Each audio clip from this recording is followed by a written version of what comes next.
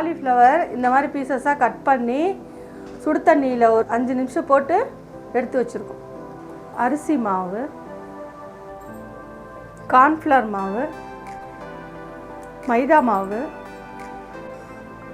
முட்டை 2, குடமிளகா, வெங்காயம் ரெண்டுமே இந்த மாதிரி பீசஸாக க்யூபாக கட் பண்ணி வச்சுருக்கோம். இஞ்சி பூண்டு paste, kesari powder, chicken 65 masala, tomato sauce, soya sauce, கொத்தமல்லி, உப்பு தேவையான அளவு, பொரிக்க தேவையான அளவு எண்ணெய். காலிஃப்ளவர் மஞ்சூரியன் செய்கிறதுக்கு முதல்ல காலிஃப்ளவரை பக்கோடா போட்டு எடுத்துக்கிறோம். அதுக்கு காலிஃப்ளவர் ஒரு மிக்சிங் பவுலில் போட்டு ஒரு 3 ஸ்பூன் மைதா போடுறோம். அரிசி மாவு 2 ஸ்பூன், கார்ன்ஃப்ளவர் மாவு 2 ஸ்பூன், 65 மசாலா 3 ஸ்பூன் போட்டிருக்கோம். இது கொஞ்சம் நல்லா டார்க் கலராக இருக்கணுன்றதுக்கோசரம் கொஞ்சம் கலர் கேசரி பவுடர் கொஞ்சம் ஜாஸ்தியாக சேர்க்குறேன். இஞ்சி பூண்டு பேஸ்ட் 1 ஸ்பூன் போட்டால் போதும். உப்பு தேவையான அளவு. 2 முட்டை இதில் போட்டுக்கிறோம். இதை நல்லா மிக்ஸ் பண்ணுறோம். இப்போ இந்த மாதிரி நல்லா ரெடி பண்ணி மிக்ஸ் பண்ணி வச்சுருக்கோம்.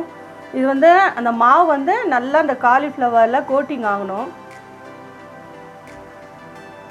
அப்போ தான் பக்கோடா பொரிச்சோன்னா நல்லா கிறிஸ்பியாக வரும். இப்போ பொரிச்சு எடுக்க போகிறோம். எண்ணெய் நல்லா காஞ்சிடுச்சு.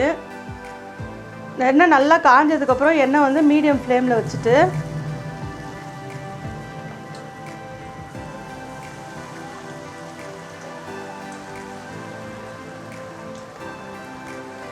நம்ம அதை மிக்ஸ் பண்ணும்போது நம்ம போடுற மைதா அரிசி மாவுலாம் நம்ம கோட்டிங் கொடுக்குற அளவுக்கு நம்ம போட்டு அதை கலந்துக்கணும்.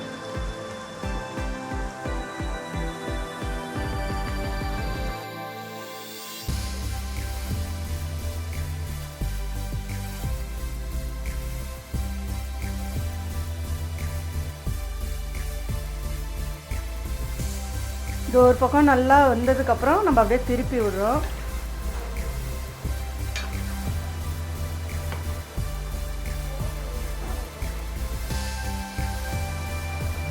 இப்போ இது நல்லா வெந்துடுச்சு. இதை எடுத்துடுறோம்.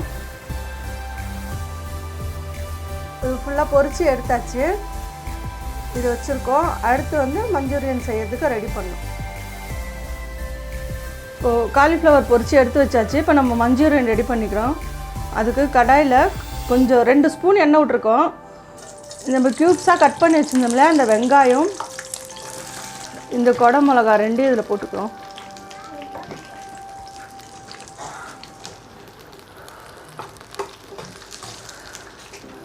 இது ரொம்ப நேரம் வதக்கணும்னு அவசியம் இல்லை. ஒரு நிமிஷம் அப்படி லைட்டாக போட்டு லேசாக வதக்குனா போதும். இப்போ இதில் நம்ம பொரிச்சு வச்சுருக்க இந்த காலிஃப்ளவர் எல்லாத்தையும் போட்டுக்கிறோம்.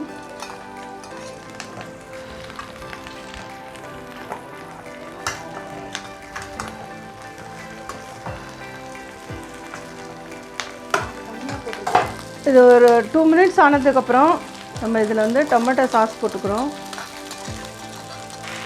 சோயா சாஸ் 2 ஸ்பூன் போட்டுக்கிறோம். இப்போ ஏற்கனவே நம்ம காலிஃப்ளவரில் உப்பு போட்டிருக்கிறதுல சும்மா இந்த ஆனியன் கோசரம் தான் இந்த உப்பு லேசாக ஒரு 2 சிட்டிகை இருந்தால் போதும்.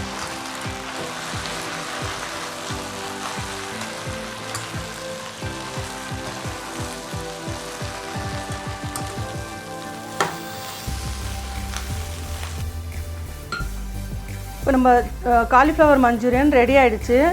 இது ட்ரையாக வச்சுருக்கோம். உங்களுக்கு சப்போஸ் கிரேவியாக வேணும்னு நினச்சிங்கனாக்கா கொஞ்சம் டொமேட்டோ சாஸ் போட்டு லைட்டாக தண்ணி ஊற்றி இது பண்ணிங்கன்னா கிரேவி வரும். இப்போ நம்ம காலிஃப்ளவர் மஞ்சூரியன் ரெடி ஆகிடுச்சு.